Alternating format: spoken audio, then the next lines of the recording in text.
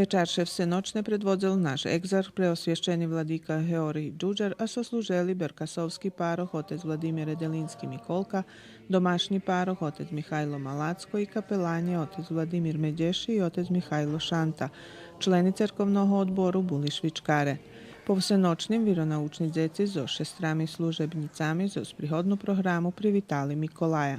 Utorili sme, že co treba robiť i že da ne budeme zli, ali da budeme jak Boh, da veríme do Boha i da budeme dobri. To sveta baš radosti. Preto všetky tie noci še radujeme, bo nam jutre deň Mikolaj daco prinješe.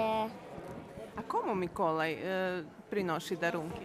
Djecom. To, co mi probujeme, keď uspevame, to druga stvar, ali djecom ostava na cali život, že se Svetog Nikolaja dostali coška i že Sveti Nikolaj daruje. Ali to, co mi probujeme, prinijeti to duh Mikolajev na njih, že bi oni jak ljudze, poznejše, odrosnuti ljudze, isto tak robili jak Sveti Nikolaj. A Sveti Nikolaj darovali to tajno.